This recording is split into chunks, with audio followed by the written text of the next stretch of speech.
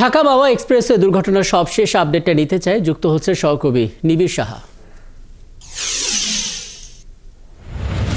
নিবিড়, আপনি এখানে এসেছেন এবং নিশ্চয়ই ফায়ার সার্ভিস, হাইওয়ে পুলিশের সঙ্গে বা স্থানীয় যারা আছেন তাদের সঙ্গে কথা হয়েছে। আমাদেরকে একটু সংক্ষেপে জানাবেন আসলে ঘটনাটা কিভাবে ঘটেছে, একসাথে এতগুলো দুর্ঘটনা এই ঘন কুয়াশার কারণে যেটা ঘটে গেল একটু জানাবেন। একই সঙ্গে কুয়াশা তো আজকেই শেষ না, সামনের দিনগুলোতেও থাকবে, সেই হিসেবে আসলে ব্যবস্থাপনা নিয়ে নতুন করে কোনো তথ্য বা উদ্যোগ নিয়েছে কিনা, আহতদের খবরটা একটু জেনে নিতে চাই নিবিড়। শেষ প্রশ্নটি দিক দিয়ে যদি শুরু করি, যে আহত কিন্তু আমি পুলিশের সাথে কথা বলে যতটুকু তথ্য পেয়েছি যে এই ঘটনায়, যে দুর্ঘটনায়, সেই দুর্ঘটনায় কিন্তু 5 জনের মতো কিন্তু আহত হয়েছেন। তারা কিন্তু স্থানীয় শ্রীনগর স্বাস্থ্য কমপ্লেক্সে কিন্তু চিকিৎসাধীন রয়েছেন এবং একজন মারা গেছেন, এবং যিনি মারা গেছেন তার নাম ফরহাদ। তিনি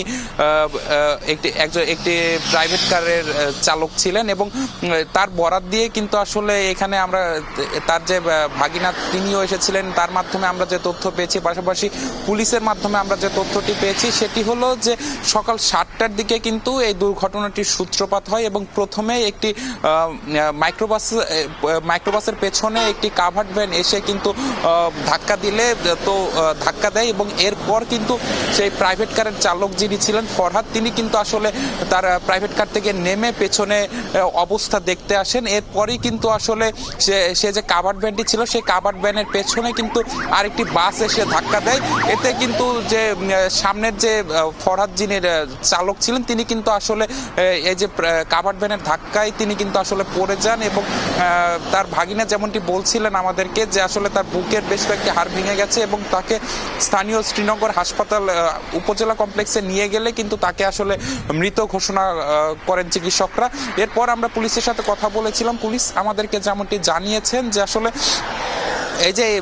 মোট 7টি গাড়ি কিন্তু এখানে দুর্ঘটনা কবলিত হয়েছে এবং দুর্ঘটনা কবলিত শেষ যে বাসটি ছিল, অর্থাৎ গোল্ডেন লাইন পরিবহনের একটি বাস, সে বাসের প্রত্যক্ষদর্শী যিনি ছিলেন চালক এবং হেল্পার, তারাও কিন্তু কিছুক্ষণ আগে পর্যন্ত এখানে ছিলেন এবং সে বাসটিও কিন্তু আসলে এখান থেকে পুলিশ জব্দ করে নিয়ে গেছে এবং সেই বাসের চালক ও হেল্পারের কথা মতো আমরা যেমনটি তথ্য পেয়েছি যে আসলে ঘন কুয়াশার কারণে কিন্তু এই যে ঢাকা মাওয়া এক্সপ্রেসওয়ের যে এক্সপ্রেসওয়েতে গাড়ির মোটামুটি তারা যেমনটি বলছিলেন যে 10 মিটার দূরেও কিন্তু আসলে ঠিকঠাক মতো দৃশ্যমান কিছু ছিল না, ঘন কুয়াশায় ঢাকা ছিল এবং তারা বলছিলেন যে এই মৌসুমে এবার শীত পড়ার পরে কিন্তু এই প্রথম কিন্তু এত তীব্র কুয়াশা